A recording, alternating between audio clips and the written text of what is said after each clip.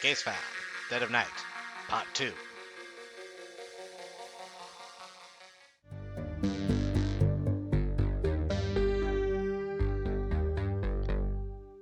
After going through the surveillance footage, I made a shocking discovery.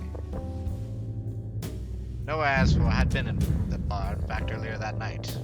She was with somebody else, a woman, brown hair, whose identity I had yet to discover.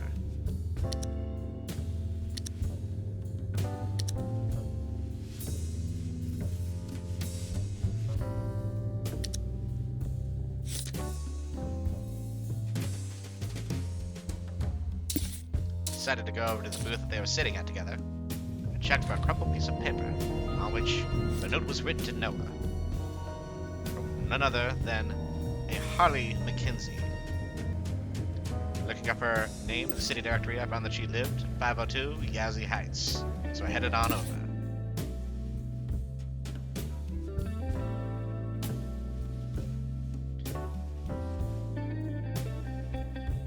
Once arriving to her apartment, I convinced her to let me inside to take a look around to see if there was any clues. She was surprisingly compliant.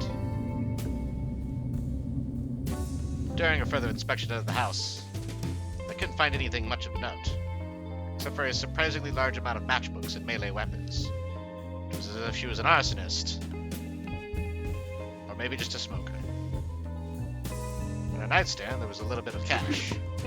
So, being the down-and-out detective that I am, I decided to take a little bit more to add to my per diem. And in her nightstand was a business card, Elegance and Partners, the same business that Noah worked at.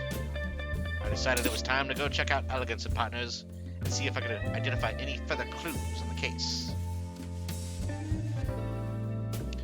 Once I got to the building's address, it was 5:04 in the morning. Nobody was there. Without much time to spare, I decided it might be a better idea to go through the ventilation shafts to do some more investigation. I hopped up into the air vent,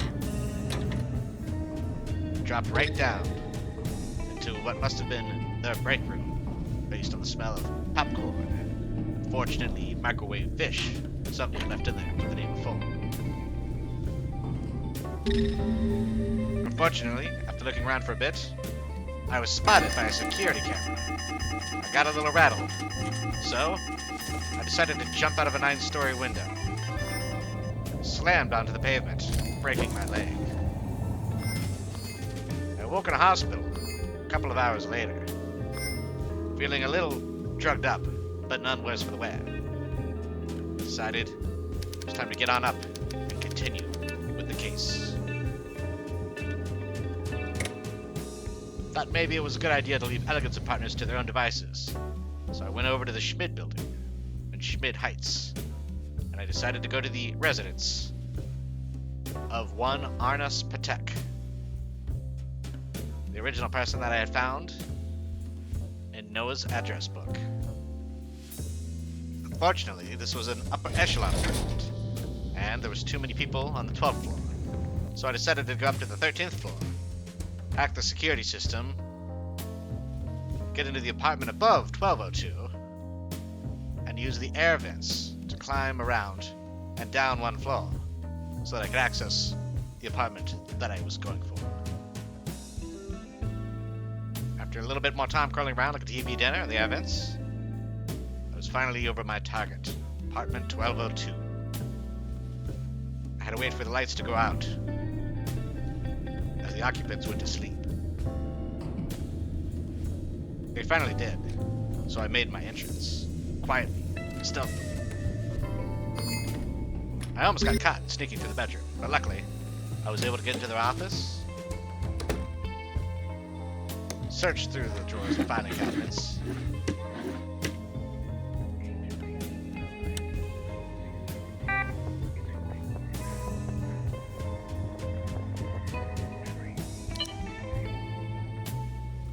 using a code breaker, I was able to access Arnas Patek's main account. And there, in the V-mail, I made a horrifying discovery. There was a target for Harley McKenzie herself that had been posted by The Board. a mysterious organization known to have criminal ties. And just below it, a formal email asking Arnas to target one Nowheresville herself. The evidence that I needed. Printed it up, and wouldn't you know it, at that moment, the occupants of the apartment found me, and they attempted to assault. The front door was locked. I had to think fast, so I jumped right back up into the air vent that I had come in the first place. They weren't quite agile enough to follow me. Thankfully, I was able to make my way out of their apartment. I shot right over to City Hall and filled out my case file, having all the information I needed to link Arnas Patek as the killer with email as the evidence. And of course, Arnas' address, which I had just been to. Decided it was time to hand in my findings and see if the resolution I had come to was in fact correct.